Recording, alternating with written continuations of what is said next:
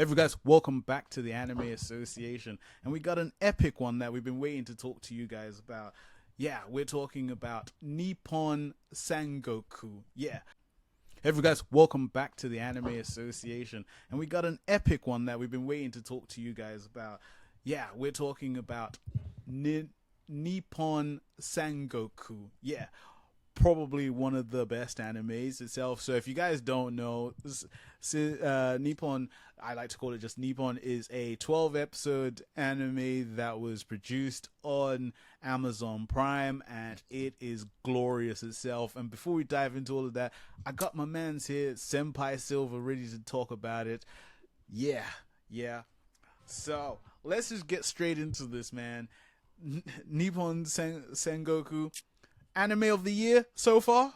I mean, it's until Bleach comes out, I think it's holding the crown very tightly. Just and what upsets me is it came out of nowhere. They did no release, like they didn't do any pressers, and that's the one thing with Amazon. Like they did a little bit for Ghost in the Shell, but beyond that, bro, they kind of let their anime fall to the wayside. And Nippon Sangoku was just so amazing. It was unfortunate that there was not more fanfare around it. Agreed. It was such a. I mean, like I said, I only found out about it because you were talking about it, and as soon as I watched the first episode, which was a rough episode itself, it's just I just was so hooked and watched it all the way through. Yeah, I mean, it. The thing is like when you first watch that episode, you're like, "What is this even about?" Like post-apocalyptic Japan, three factions, and then the way that they kind of slowly up the ante in that episode, and you're like rooting for. What was her name? Fujika. What was? Why am I blank? What was the name? It was Wajima, No. the girl. Wajima was the leader of Say. I'm talking about our boy Atoru's wife. The Misumi. Spark. Misumi. No, that's his boy, isn't it? That's his No, first name. Misumi. No, Misumi is the guy. Aoteru Misumi. Yeah, he's the he's the So he's the guy we follow. his wife, like the whole Yes. thing with like, because if it wasn't for his wife, he wouldn't have gone on this adventure. And like them doing what they did is what set his heart afire, bro. And like, man, that first episode was such a great first episode because they did such a great mixture of like comedy and then the darkness at the end. You know. Yeah. Yeah, like I said, because I only started watching it because of you. I remember when I watched that episode and I got that, and I was like, "Senpai, like, man, how dare you didn't tell me that this was gonna be epic? Like, this Two is gonna be seconds. hardcore." Yeah, 2 seconds like that, and just kind of just like the other thing that I want to touch upon is, as you said, about the post-apocalyptic Japan itself, like that blend between modern and prehistoric time of Japan. Did you like that blend? Because there were certain moments where they're walking into situations as like proper samurais and whatnots, but then Misumi's reading upon these warfare tactics, and they're talking about warfare tactics from modern times. That kind of stuff. What was your did you enjoy that blend between those two time periods? I prefer, earlier time periods and, because when you add like AK-47s and modern Mm. weaponry, Yep. a lot of the tactics kind of go out of the window. So I like the fact that like there were guns, but it wasn't anything crazy, you know what I'm saying? And then it seemed like there was a limited amount of all things. That's the plus side of post-apocalyptic. And it gave the whole anime a certain hue because everything seemed kind of grungy and the knowledge is still there, like you said. So it's not like we're just back in the past and we're watching Kingdoms per se, and all these Yeah. new tactics are coming to mind. It's like no, they studied it. They even mentioned Zhuge Liang because I'm a big fan of the Three Kingdoms period, and they mentioned the great strategist Zhuge Liang and all this stuff, and it's just like so the knowledge is there and they're grasping upon it. Ryomon, such a great military talent. Like I really thought they did a great job of blending the time periods and making us feel like we were just kind of thrown into that world. Like the fact there's no electricity and there's just like, torches and everything's pretty much candle lit and like I just love the setting so much. Yeah, agreed. It was really fantastic, especially, we'll dive into it a little bit deeper, just like how when they got to the final battle, the warfare tactics that they used, and how they kind of came to that. And, you're looking at, this kind of, feudal Japan, but now you're seeing vehicles, like not just vehicles like that, like the post I forget the revolution vehicles, but like proper modern day vehicles that we would have had in our time. And it was just fantastic. And then just jumping into it, really, because like we follow Aoteru Misumi after his, if unfortunate event that happens, and just basically seeing a character who ultimately deep down in his core is filled with revenge, but he masks it so well, in the presence of other people.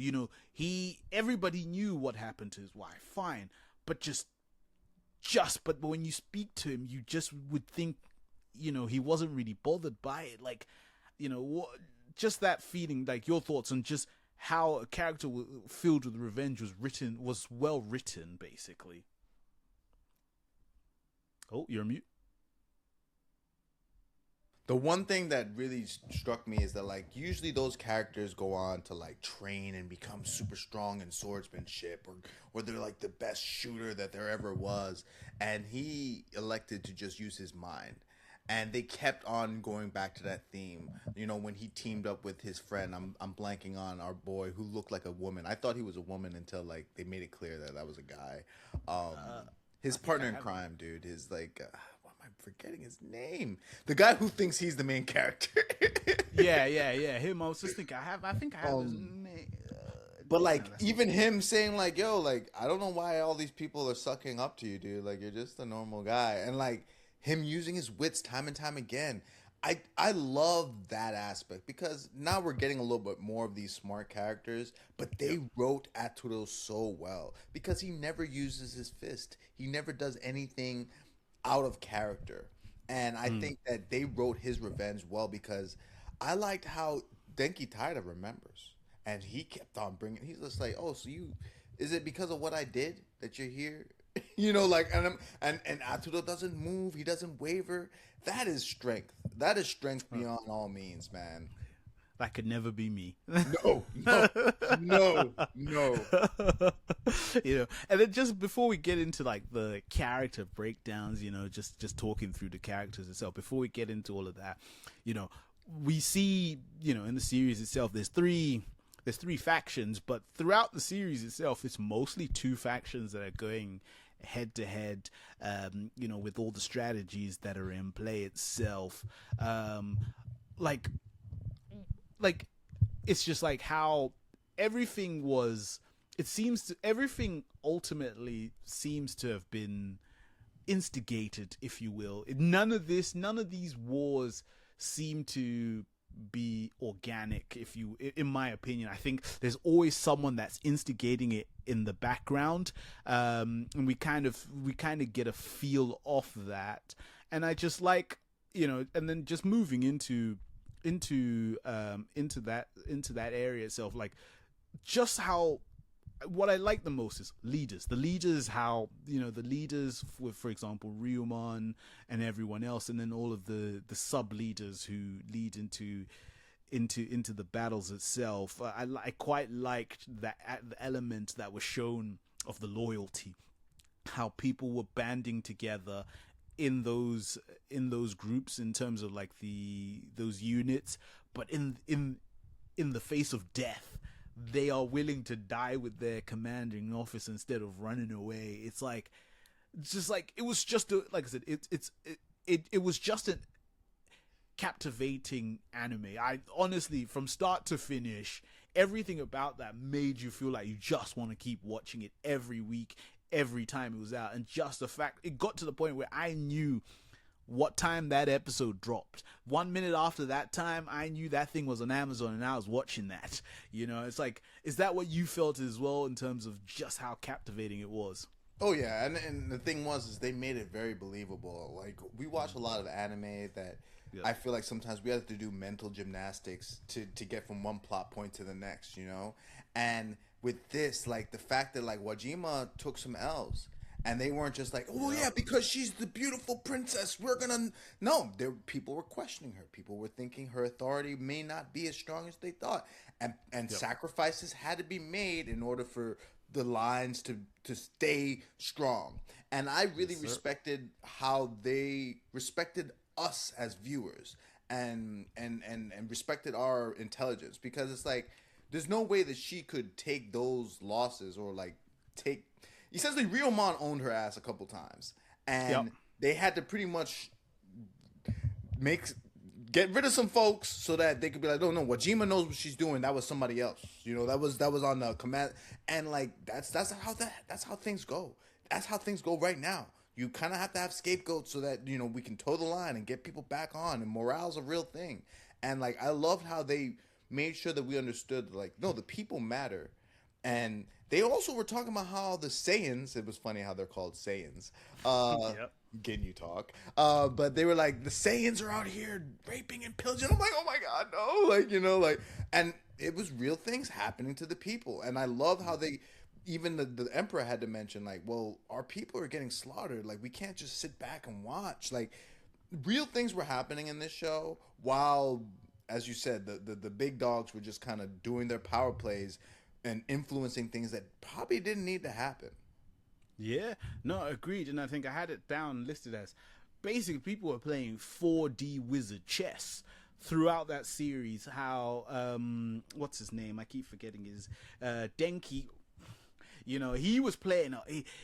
Bro, we saw in the end that this man really was playing 4D chess. Like he was playing 4D chess. Ryomon was playing 4D chess, just like the faith that they had in Ataru. Him, like Ryomon and his strategist. Okaku giving him that little proverb, and he was able to extrapolate. 4D wizard chess, and then just kind of just as we kind of just go into it now, just basically more on character discussions itself. We'll start off with the one and only Aoteru Misumi. Fantastic character. As you briefly touched upon, this was a well written character because he had every right to do whatever he wanted to do to get revenge, but he chose to get revenge with his mind instead of his fists. He played a strategy that was so good that people would get hung for that, if you will, because you're basically telling a superior officer you're stupid because I played and just and that's what I was just saying. Like, just outside of that, his mental fortitude, he was just a consistently written character, from how he rose up through the ranks, how he came up with legislations that would feed people, and people that power hungry monks were like, oh crap, I can't really go against this. He had good dialogue where people tried to challenge him when he went to the emperor. They were saying this and that, and he came, and he Did I ever say this? No, no, no. yeah, I just said he crucified him. Yeah, just like your thoughts on Aoteru Misumi, just as a character itself, and all the strategic plays and everything that he went through, and everything that and every leading all the way up until the end. Like, I think they just did a great job of making the whole thing believable, because it's just like I said, most of the times he would have joined the army and learned swordsmanship and try to gain power through like displays of military prowess. But instead, he showed that he could be a cultural mind. He could be a legislator. He was more of a senator. He was more of an auditor. I loved how, when he was taking out all the corrupt people and they were trying him, and he's like, no, no, no, I gotta hold all these people accountable, because if we don't, the people, the masses are going to go against us. And it goes back to like, I think I did a video about this with like Caesar. The reason why Caesar was such a strong leader is because the people loved him, and that's the reason why Brutus and all those guys couldn't just take over once he was dead, because they were like, nah, we need answers. And I think Aoteru's taking that route of like, no, we're gonna take care of the people first, and I'm gonna do this by the book so that nobody can refute anything I'm doing. and that's how he rose to power, is by following the laws and treating everybody the same. And so now it's like, well, he's always been this way. He, as you said, he's stoic. He's very well written. He's like, nothing's moving him off of his goals. And even if people don't believe, like, he saw, like, the fact that he was able to change the emperor's mind and stand toe to toe with Denki Taira, and like Denki Taira was ready to get rid of him, and he was just like, but like, so what are you saying? Are you saying that the people don't matter? Because if we do this, the people are gonna suffer. There's this, and it's like, what could he do? He forced Denki Taira's hand, and it was just the most amazing thing ever, dude. Like, I didn't know how they were gonna go about that. Like, when he asked to withdraw, and then the next episode they were like, no, I just wanted you to do the edict because we don't really want to do that. It's more of a feign. And I'm like, wait, what? And it was this whole idea behind it. I'm like, that's exactly what Aoteru would do. That is exactly what that character would do. Agreed. And then just talking about his arch nemesis, Denki. Oh, he's also well written. He is a man of very few words throughout each scene, but when he starts delivering words, like when he starts delivering his dialogue, you just know something's about to happen. And then how he had his little hitman within 2 seconds. He just says within 2 seconds, and it just meant you're done. Every single time. Just leading up into that, because he inadvertently, I think at the beginning, he wasn't supposed to be the villain, if you will. I mean, he was bad, but I feel like, if I remember correctly, because it's been a couple of weeks now, Ataru's wife was beefing with some other guys, and at no point did she slag off Denki, but one of Denki's men was the one that went tax into collector. It was the tax collector, and he was collecting taxes on Denki Taira's behalf, and she called him a fatso, and that's essentially like the whole loop that happened. But she had never referred to Denki specifically, which was that's what got him clipped. That's what got the senator dude or whoever, the tax collector, clipped, because he was like, "Whoa, she didn't say his name, so that means you attributed to that you think he's fat. You think he's fat." And just like, but then like just him, just outside of that, how he has that conversation with Mitsumi after they had beheaded his wife, and how he was not full on evil, but he was not nice. He said it in such a tone that was so consistent that you could have taken it however way you wanted, because he basically was implying, like, it is what it is. I don't care. What are you going to do about it? It's done, kind of thing. And then you get the bits where he had so much pull that he could threaten the emperor.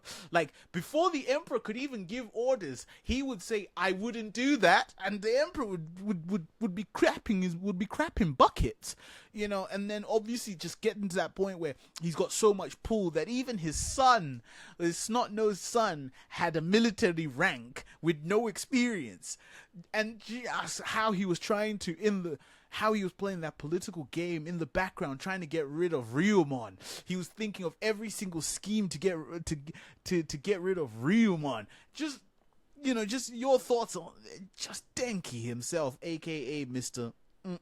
kind of. I mean, it was, and all the plans he had were sound. Like, send my son out there, you know what I'm saying? Like, make him kind of a sacrifice, but also knowing that, like, the Ryumon's not gonna just let his son die. Like, there were so many safety nets for Denki Taira that Ryumon truly had to, like, tiptoe around his own country while dealing with threats. Because that's why I felt bad for Ryumon. Is like, he was fighting an internal war alongside an external war, and what could he do? Because he knew that if he relinquished power, like they said, Denki Taira would just be like, all right, well, I'll take military command, and now Ryumon has no protection. And in the end, it all kind of went down like that. But I think that Denki Taira, I thought he was very one-dimensional at first, but then when you realize how smart he was, and the fact that, like, he is afraid of Aoteru,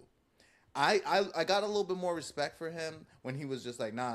Like the fact that he's foolish, even though I don't think that he's foolish, but the way that he views it is like that's what makes him a wild card. Is that like Misumi might be able to just do anything because he does not give a fuck. And Yeah. I got some respect for Denki Tada, and it also makes me wonder like what is his end goal? Because we know his daughter's married to the emperor, and that's kind of how he consolidated power. He got rid of the other emperor. He put that emperor, like, it's a puppet emperor. But it's like, is he really trying to unify Japan? Like, because when they introduced the Buo guys, they look like they're the real fucking problem. Because Sei had like they look like they were impoverished and they just wanted to like get their get back. But Buo looks like they were like doing okay. And they were trying to sneak in while that conflict was happening on the northeast or northwest. And remember at the end, they're like, oh, they were onto us. Like, that dude, Aoteru Misumi, said something. And I was like... Because I was thinking about that because I was like, either... and this is what I like about how it was written. It made me think about it in the sense of, okay, cool. These are two different strategists, Aoteru and Denki, right? While Denki wanted the full retreat, Mitsumi knew that if they did a full retreat, Bue was gonna swoop in, right? But then, does that mean that Denki knew that Bue would swoop in, and then he had a counter plan in case they? Denki didn't want to retreat. Remember, he wanted to be able to go and set the whole army out there, and that was the whole thing. Is that once he was able to take the remaining army out there, he would have full control because Ryomon only had like a little bit of force. Sure. Yes. You're correct. Sorry, apologies. Yeah, and I think, but then if that had happened? But he wasn't thinking about Buo. That's he why was not.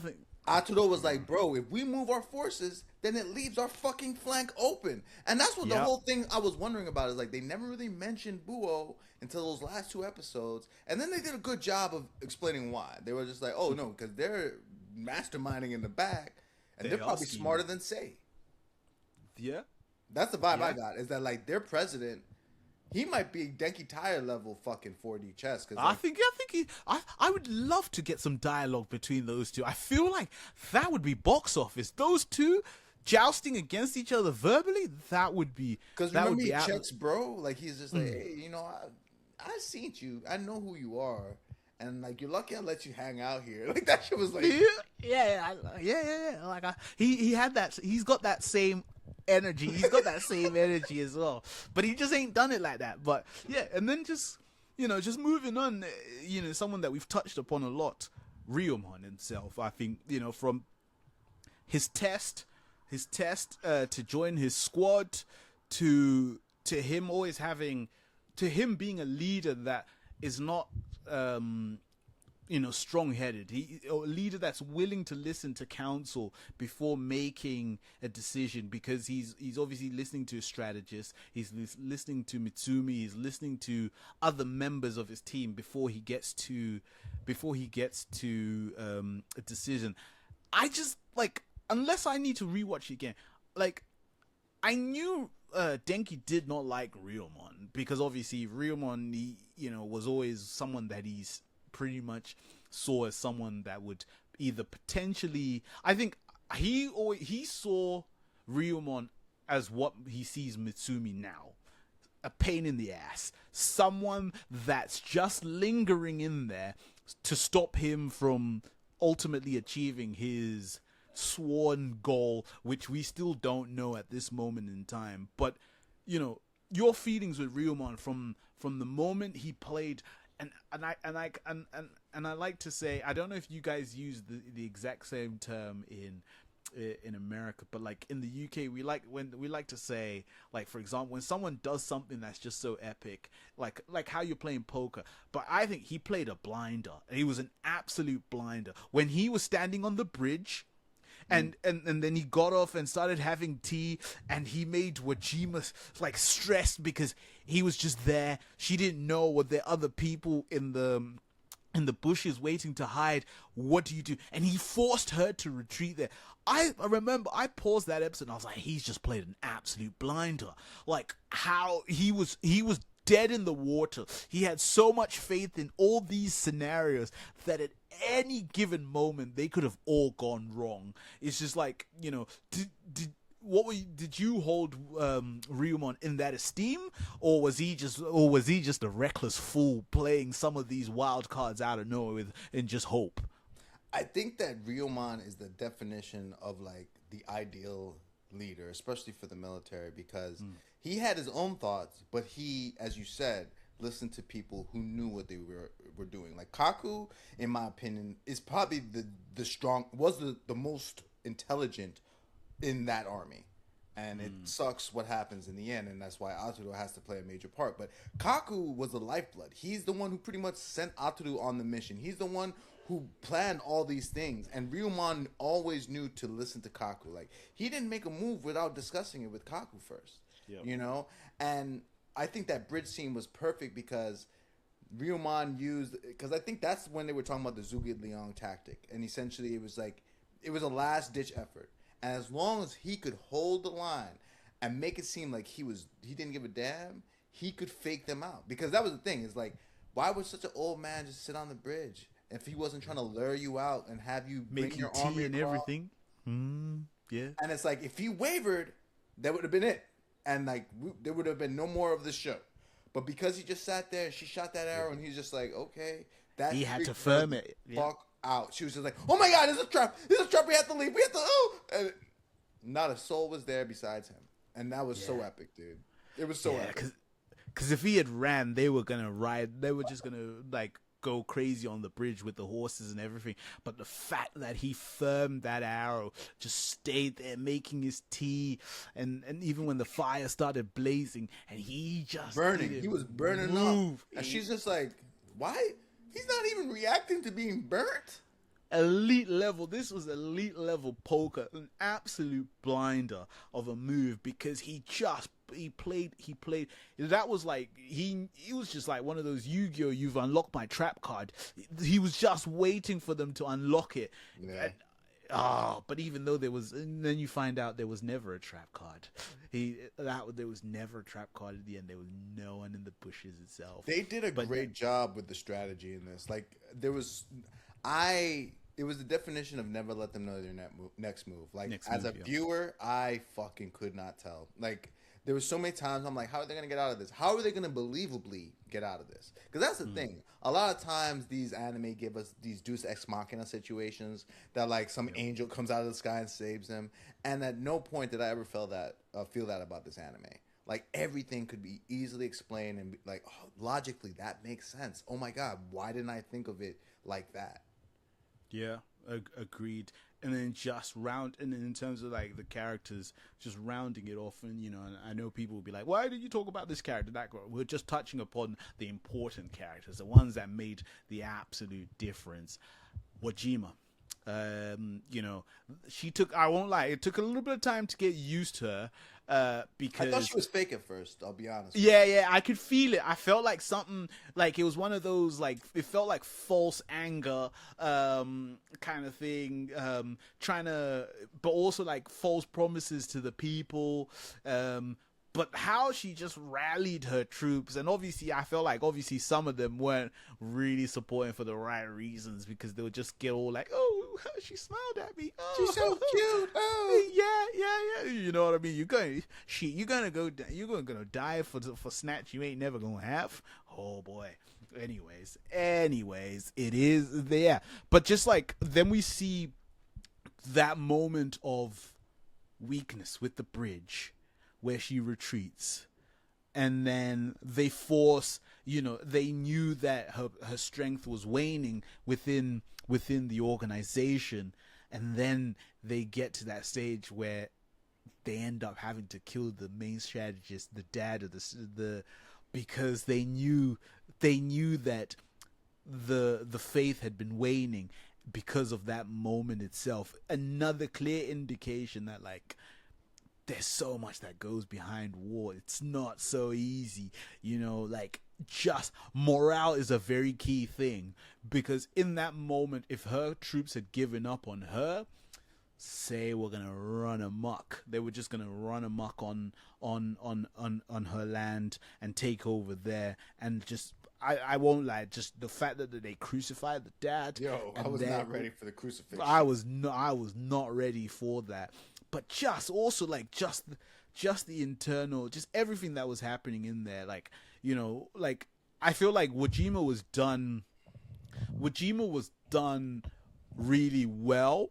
The only thing that I felt like maybe they could have done a little bit more with Wajima would have been, she came across as someone that had good intentions for the people, and you know, and her goal was great. I feel like the only thing that could have really, like, everything was great.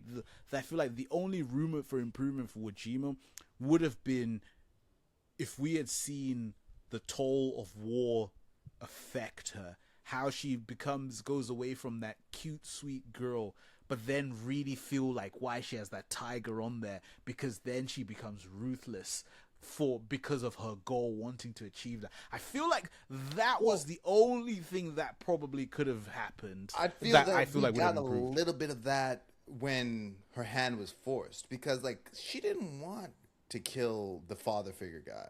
He set that plan in motion without her knowing how far he was willing to go. And once he killed that person on the ground, I forgot like what the military law was, but once somebody died while they were doing the coup, she had no choice but to kill him. And if she didn't kill him, right, like if he didn't do all that and she didn't kill him, I do think that the morale would have been lost and they could not have regained. They would have lost. They would have lost. And that was the time that she had to turn and become like that. She had to feel the toll of war when she killed him. And she didn't want to do it. It just showed you, and I think I did a video on this too, where it was just like the cage that you're in as a leader. Because the further you go up, the more and more your hands are tied. You can't just do what you want flippantly, unlike our president in the U.S. So she really had her hand forced, and I fucking think she hated that. Like, she was so mad when she had to kill him. And I'm more upset that, like, we didn't get to see more of her without him. You know, like... Yeah. I'm praying on everything that, like, that was they didn't really kill her. I just felt that was so fucking like she's dead. I know, but cooked. Damn, man, like for them to just kind of like, I don't think the father figure would have let her even go to the summit. Like I think that like if that guy, the strategist that she had, was around, she wouldn't have died, because that was just such an easy fucking. I'm surprised as well, because usually in situations like this, any well-minded person would have known, like, look, yeah, we've got a treaty and a truce, but still there's always something that's in play, you know. So I'm surprised she didn't just send a delegation to actually just go and have these conversations. Well, technically she was captured, so I guess like she didn't really fucking have a choice. I think more so she might not have followed the retreat, you know, like once that older guy was gone, she lost her eyes, or like her, you know what I'm trying to say, like she lost her kaku, and like that's how she just kind of fell into the situation. Because you're right, like if she wasn't captured, she probably would have said the delegate, but she was already there. She didn't really have a choice, I guess. Yeah, but that's what I'm saying. It's like that the death of her strategist that she killed.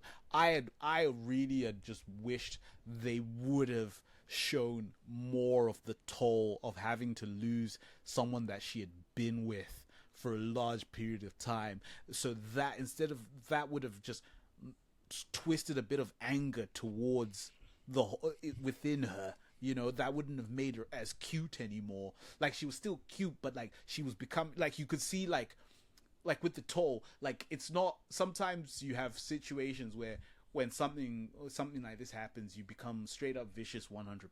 But then sometimes you have moments where you see like she used to deal with with you in a certain way, but now she treats you a little bit different because of those extra, before, eventually becoming full on, I want blood, I want kill, let's go, ho-ha, hoo-ha.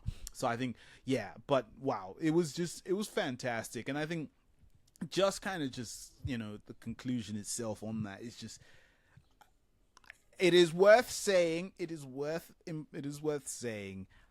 the ending, like not the ending of the anime, but the way the war ended was too quick for me.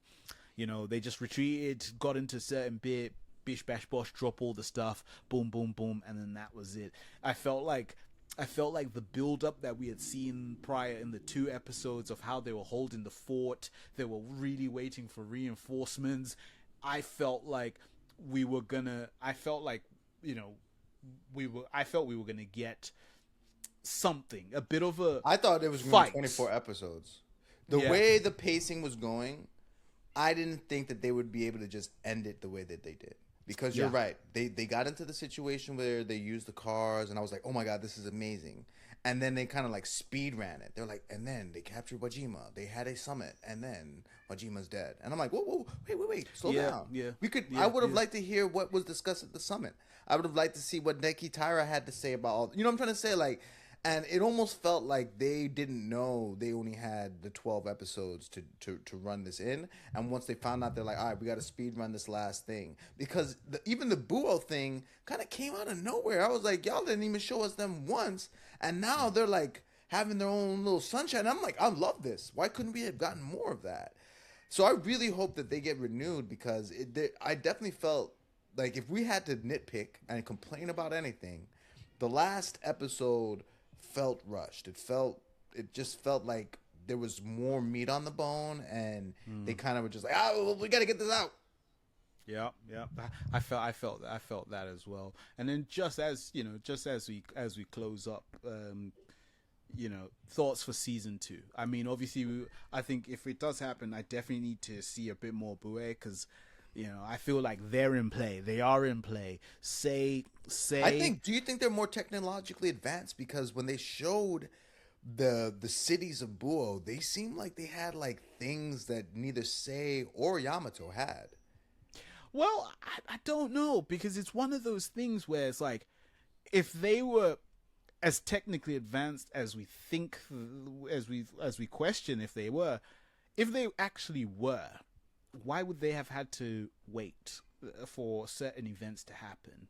If they were so ahead of them, why couldn't they have just boom, boom, boom? I mean, I feel like Ryuman and Kaku have something to do with that. And I think, and I feel like. Go ahead. Sorry.